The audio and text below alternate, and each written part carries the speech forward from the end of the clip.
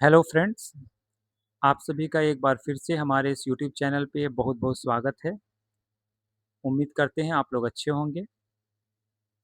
देखिए, आज हम लोग एक बहुत ही महत्वपूर्ण विषय पे चर्चा करेंगे, जो बिहार में स्टूडेंट्स के द्वारा जो प्रोटेस्ट किया जा रहा है, उसके बारे में हम लोग बात करेंगे और इस चीज़ को जानेंगे कि जो स्टूडेंट्स के द्वारा जो भी माँग है, वो कितना जायज़ है और सरकार को इस पे विचार करने की क्यों आवश्यकता है। ठीक है? तो सबसे पहले हम लोग कुछ न्यूज़पेपर के कटिंग से आगे बढ़ते हैं। देखिए, ये प्रभात खबर में एक न्यूज़ आया कि विद्यानंद करके एक छात्र हैं, जिनके आँखों की रोशनी भी नहीं है, वो भी इस प्रोटेस्ट में शामिल हैं। उसके बाद आपने 2 दिन पहले देखा होगा कि जो हमारे लीडर ऑफ ऑपोजिशन हैं बिहार के, उनके और उनके पार्टी के द्वारा एक प्रोटेस्ट ऑर्गेनाइज़ किया गया था। बेसिकली ये प्रोटेस्ट जो भी स्टूडेंट्स प्रोटेस्ट कर रहे हैं, उनके सपोर्ट में किया गया था और जो पुलिस के द्वारा जो ब्रुटैलिटी हो रहा है, उनके अपोज़ में ये प्रोटेस्ट किया गया था। देखिए, एक न्यूज़ में ये भी है कि ये जो छात्र आंदोलन है, वो एक डिमांड से शुरू हुआ, फिर 2 और अब 13 शर्तों के साथ आंदोलन पर छात्र बैठे हैं। आपने देखा होगा कि टीआरई 4 को लेकर आंदोलन शुरू हुआ, उससे पहले पीएचडी होल्डर्स थे, उन लोगों का आंदोलन शुरू हुआ। फिर उसके बाद धीरे-धीरे बिहार में जितने भी परीक्षाएँ होती हैं, उनकी तैयारी करने वाले तमाम छात्र अपने-अपने डिमांड के साथ इस आंदोलन में जुड़ते चले गए और आज ये आंदोलन में लगभग जितनी भी परीक्षाएँ बिहार में होती हैं, उन सभी के विद्यार्थी, अभ्यर्थी इस आंदोलन से जुड़ चुके हैं और मुझे लगता है कि सरकार को इस पे गंभीरतापूर्वक से विचार करने की ज़रूरत है। देखिए, छात्रों की जो 13 माँग है, उनको हम लोग थोड़ा देख लेते हैं। बीपीएससी टीआरई 4 में सिंगल टियर परीक्षा 2 फ़ेज़ के बजाय एक ही फ़ेज़ में हो। टीआरई 4 और प्राथमिक शिक्षक भर्ती परीक्षाओं से नेगेटिव मार्किंग हटाई जाए। ये जो 2 डिमांड है ये जो 2 डिमांड है टीआरई 4 को लेकर, उसको बेसिकली अगर हम लोग समझें, तो ये क्यों इम्पोर्टेंट हो जाता है, ये थोड़ा हम लोग देख लेते हैं। देखिए, टीआरई 4 का जो एग्ज़ाम है, पिछले 2 साल से पोस्टपोन्ड हो रहा है, उसकी वैकेंसी नहीं आई है, नोटिफ़िकेशन नहीं आया है पिछले 2 साल से, जिस कारण जो अभ्यर्थी जो टीचर के एग्ज़ाम के लिए तैयारी करते हैं, उन्होंने पुराने पैटर्न के बेसिस पर ही तैयारी की है और वो ये उम्मीद में थे कि जो उनका पेपर होगा, पिछले जो 3 पेपर्स हुए हैं, उसी तरीके से इनका पेपर होगा और जो अब 2 टियर का ये एग्ज़ाम हो जाएगा, तो उन बच्चों के साथ नाइंसाफ़ी होगी क्योंकि ये 2 साल पहले से ये पेंडिंग एग्ज़ाम है, तो बेटर ये होता कि उसे पहले जिस तरीके से एग्ज़ाम को लिया गया है, उसी तरीके से लिया जाता। क्योंकि देखिए, अगर पीटी, मेंस, इंटरव्यू आप डालते हैं, तो अच्छी बात है कि आप अच्छे कैंडिडेट को सिलेक्ट करते हैं। तो ये काम अगले टीआरई 5 से हो सकता है। टीआरई 4 में बच्चों के साथ ह्यूमैनिटी ग्राउंड पे ये ख़्याल रखा जाना चाहिए कि ये वो अभ्यर्थी हैं जो पिछले एग्ज़ाम्स के जो पैटर्न रहे हैं, उस बेसिस पर उन्होंने तैयारी कर रखा है। 2 साल से एग्ज़ाम डिलेड है और जब पीटी मेंस एग्ज़ामिनेशन होगा, तो 2 फेज़ एग्ज़ाम होने की वजह से ये एग्ज़ाम का जो प्रोसेस है, वो भी लंबा चलेगा और जिस कारण से टीआरई के बच्चों को लगता है कि 2 फेज़ में एग्ज़ाम ना होकर सिंगल फेज़ में इसे कराया जाना चाहिए। ठीक है? उसके बाद जो बिहार के शिक्षक भर्ती और राज्य स्तरीय नौकरियों में बिहार के मूल निवासियों को प्राथमिकता मिले। देखिए, ये डोमिसाइल नीति को लागू करने की बात है। सरकार को इस पर भी गंभीरतापूर्वक विचार करना चाहिए, क्योंकि आपको मालूम है कि बिहार में प्रतिभा भी है और बिहार में बेरोज़गारी भी सबसे ज़्यादा है। इसलिए ज़रूरत है कि सरकार को अपने स्टेट के बच्चों के लिए कुछ पॉलिसी लेकर आना चाहिए, जिनसे उनको प्रायोरिटी मिल सके पूरे सिलेक्शन प्रोसेस में। उसके बाद जो है नेक्स्ट डिमांड जो है बीएसएससी को लेकर है। बीएसएससी की पहली, दूसरी और तीसरी ग्रेजुएट लेवल और इंटर लेवल भर्तियां पूरी की जाए। इसके परिणाम और नियुक्ति पत्र जारी हों।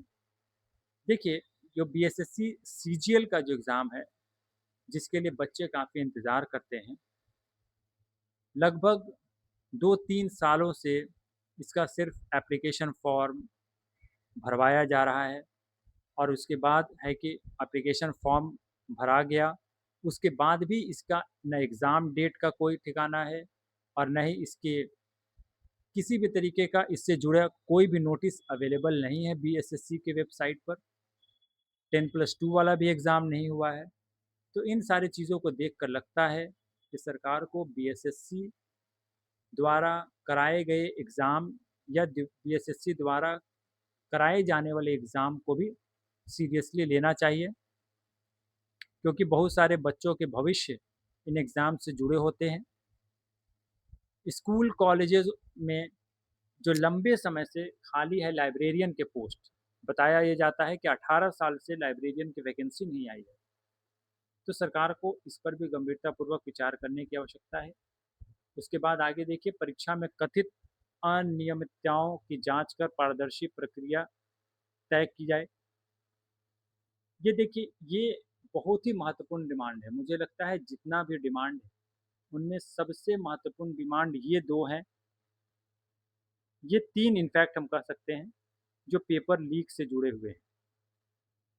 पेपर लीक से जो जुड़े हुए हैं।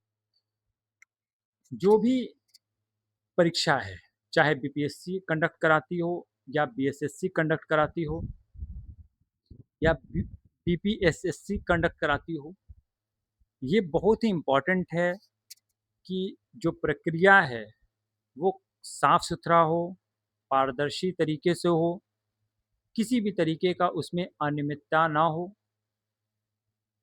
ये सुनिश्चित किया जा सके कि जो मेरिटोरियस स्टूडेंट हैं, जो अच्छे स्टूडेंट्स हैं, उनके साथ कोई भी धोखा, कोई भी छल ना हो। एक अच्छा सिस्टम बनाया जाए, जिससे साफ-सुथरा एग्ज़ाम हो और अच्छे कैंडिडेट का चयन हो सके। इसके लिए भी डिमांड छात्रों द्वारा रखा गया है। मुझे लगता है कि सरकार को इस पे गंभीरतापूर्वक विचार करने की ज़रूरत है, क्योंकि आप देखे होंगे कि पिछले कुछ दिनों में, पिछले पिछले कुछ सालों में बहुत सारी परीक्षाएँ बिहार में रद्द हुई हैं पेपर लीक के कारण। क्योंकि जैसे मुझे याद है कि अभी हाल में ही बीपीएससी एईडीओ का जो एग्ज़ाम है, वो कैंसल हुआ। वो जो एग्ज़ामिनेशन प्रोसेस था, वो 2 दिन का प्रोसेस था। सारे बच्चे दूर-दूर सेंटर्स पे जाकर 2 दिन तक 3 फ़ेज़ में एग्ज़ाम दिए और एग्ज़ाम देने के बाद मालूम हुआ कि उसका पेपर लीक था और सरकार ने उसे रद्द करने का फ़ैसला किया। और अब बात ये आ रही है कि एडीओ की जो परीक्षा है, वो भी 2 फ़ेज़ में ली जाएगी। अब 1 फ़ेज़ में हो या 2 फ़ेज़ में हो, उसके लिए भी कोई नई डेट नहीं आई है। तो सिस्टम में समस्या है, इससे कोई इनकार नहीं कर सकता। हाँ, इसे छिपाने के बजाय इस पे काम करने की आवश्यकता है, उसे दूर करने की आवश्यकता है।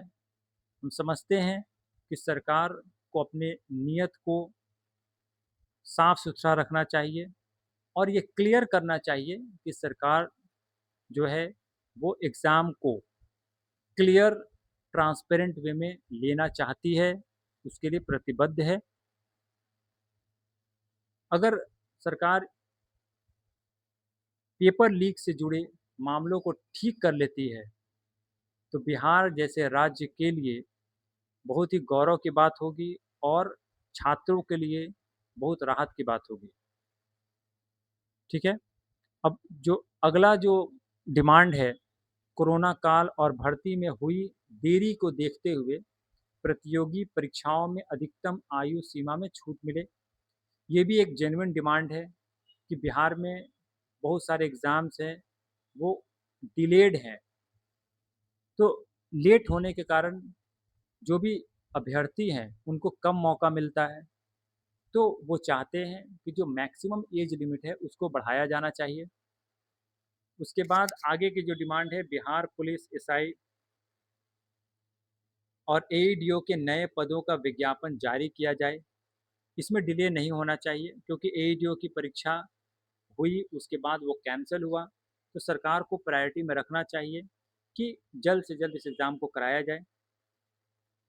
टीआरई 1, टीआरई 2 और टीआरई 3 का सप्लीमेंट्री रिजल्ट जारी हो। इन खाली बचे पदों के लिए पूरक वेटिंग लिस्ट जारी हो। देखिए, चाहे वो टीआरई का एग्ज़ाम हो, चाहे बीपीएससी सिविल सर्विसेज का एग्ज़ाम हो, चाहे कोई भी एग्ज़ाम हो, सरकार को इस चीज़ पर विचार ज़रूर करना चाहिए कि जो भी लोग, जेन्युइन लोग अगर पूरे सिलेक्शन प्रोसेस में शुरू से अंत तक बने हुए हैं और अंतिम रूप से उनका चयन नहीं होता है, तो सरकार को ये ज़रूर विचार करना चाहिए कि जो भी सीटें खाली रह जाती है, वो पूरे चयन प्रक्रिया में उस पर एक वेटिंग लिस्ट घोषित करके छात्रों को नौकरी में लिया जाना चाहिए। क्योंकि ऐसा करने से सरकार का संसाधन भी बचेगा और बच्चों का भविष्य भी सुधरेगा। उसके बाद जो आगे है, यूनिवर्सिटी में गेस्ट लेक्चर को लेकर है, गेस्ट टीचर को लेकर है, फिर उसके बाद टीआरई 4 समेत राज्य की सभी भर्तियों में खाली पदों के अनुसार सीटें बढ़ाई जाए। देखिए, बहुत सारे खाली पद सरकारी ऑफिसेज़ में हैं, तो ये छात्रों की डिमांड है कि उन सारे पदों को भरा जाए क्योंकि आपको मालूम है कि बिहार में सबसे ज़्यादा अनएम्प्लॉयमेंट रेट है और ऐसे में अगर सरकारी पद खाली हैं, तो उन पर सरकार को नोटिफ़िकेशन निकाल के एप्लीकेशन लेकर जल्द से जल्द एग्ज़ाम कराना चाहिए। आंदोलनकारी छात्रों पर केस वापस हो, शांतिपूर्ण प्रदर्शन के दौरान लाठीचार्ज और दर्ज एफआईआर वापस ली जाए। देखिए, ये भी एक बहुत ही जेन्युइन डिमांड है कि हमें कॉन्स्टिट्यूशन से ये हक हासिल है कि अगर हमें लगता है कि सरकार हमारी बात नहीं मान रही है, हमारे हितों में काम नहीं कर रही है, तो हमें प्रोटेस्ट करने का अधिकार संविधान देता है। और स्पेशली जो भी लोग प्रोटेस्ट कर रहे हैं, उनको ये ध्यान रखने की ज़रूरत है कि संविधान हमें शांतिपूर्ण प्रदर्शन का परमिशन देता है। इसीलिए ये ख्याल रखना चाहिए कि जो भी चीज़ें आप कर रहे हैं, वो रूल के अकॉर्डिंग होना चाहिए, कॉन्स्टिट्यूशन के सिंक में होना चाहिए। कोई भी वैसा काम आप ना करें, जिससे संविधान और देश के कानून का उल्लंघन हो और विधि व्यवस्था बनाए रखने में किसी भी तरीके का परेशानी हो। वैसा कोई भी काम किसी भी अभ्यर्थी को या आंदोलन में शामिल व्यक्ति को नहीं करना चाहिए, क्योंकि अल्टीमेटली आप एक अच्छे बिहार, एक अच्छे कल के लिए आप लड़ाई लड़ रहे हैं। अच्छा कल, अच्छा बिहार तभी हो सकता है जब आप कानून को मानेंगे, कानून के दायरे में रहकर अपने हक की लड़ाई लड़ेंगे। मुझे लगता है कि अभी एक बच्चों या छात्रों के द्वारा जो भी आंदोलन किया जा रहा है, ये बिल्कुल जायज़ है। ये ज़रूरत इस बात की है कि सरकार को बैठ के इनके साथ विचार विमर्श करना चाहिए और जल्द से जल्द जिन मांगों को सरकार समझे कि इसे आसानी से किया जा सकता है, उस पर विचार करके तुरंत में उसे मान लिया जाना चाहिए। और जिन भी डिमांड्स को सरकार को लगता है उसमें कोई टेक्निकल प्रॉब्लम है या उसमें उस समय की आवश्यकता है, तो छात्रों के साथ, आंदोलन करने वाले आंदोलनकारियों के साथ बैठ के इस बात को डिस्कस ज़रूर करना चाहिए, क्योंकि जो भी लोग प्रोटेस्ट कर रहे हैं अल्टीमेटली वो बिहार का भला चाहते हैं और बिहार में ये चाहते हैं कि बिहार की जो भी परीक्षा प्रणाली है, जो पूरा एजुकेशन सिस्टम है, जो कंपटीशन के एग्जामिनेशन का सिस्टम है, उसको बेहतर बनाया जाए। क्योंकि कोई भी इस बात से इनकार नहीं कर सकता कि एक पूरा चेन बना हुआ है जो पूरे चयन प्रक्रिया को प्रभावित करने, बाधित करने में हमेशा लगा रहता है। ये बहुत ही ज़रूरी है कि सरकार को एक टैम्पर्ड प्रूफ सिस्टम बनानी चाहिए और जो भी लोग इस चेन में शामिल हैं, उन पर कड़ी से कड़ी कार्रवाई करनी चाहिए। सरकार से मेरा विनम्र निवेदन होगा कि जो भी डिमांड्स है स्टूडेंट्स के, उन पे ज़रूर विचार किया जाना चाहिए। जो बीएसएससी है, उसके द्वारा एग्ज़ामिनेशन का कैलेंडर निकाला जाना चाहिए जल्द से जल्द और जो भी परीक्षाएँ रद्द हुई हैं, जैसे एडीओ के एग्ज़ामिनेशन के लिए जल्द से जल्द उसके परीक्षा पैटर्न और उसके जो भी डेट्स हो सकते हैं, उसको जल्द से जल्द घोषित करना चाहिए। मुझे लगता है कि जो स्टूडेंट्स हैं, उनके डिमांड्स काफ़ी जेन्युइन हैं और अभी आपने देखा है कि पूरे भारतवर्ष में स्टूडेंट्स जो हैं, वो काफ़ी जागरूक हो चुके हैं और अपने हक की लड़ाई लड़ रहे हैं। मुझे विश्वास है कि सरकार स्टूडेंट्स को बुलाकर बात करेगी और हम बहुत जल्द एक सकारात्मक परिणाम देखेंगे। आप सभी से निवेदन है कि आप लोग ज़रूर प्रोटेस्ट में शामिल होइए, लेकिन इस बात का ख़्याल रखिए कि आप किसी भी तरीके का वैसा कृत्य नहीं करेंगे जो कॉन्स्टिट्यूशन के खिलाफ हो, लॉ के खिलाफ हो और जिससे हमारे बिहार, हमारे भारत का नाम खराब हो। ठीक है? मुझे उम्मीद है कि आप इस बात का ख़्याल रखेंगे। आप अपनी बात को शांतिपूर्ण तरीके से रखें और कॉन्स्टिट्यूशन के दायरे में रखें। ठीक है? आज के लिए बस इतना ही। जय हिंद, जय बिहार।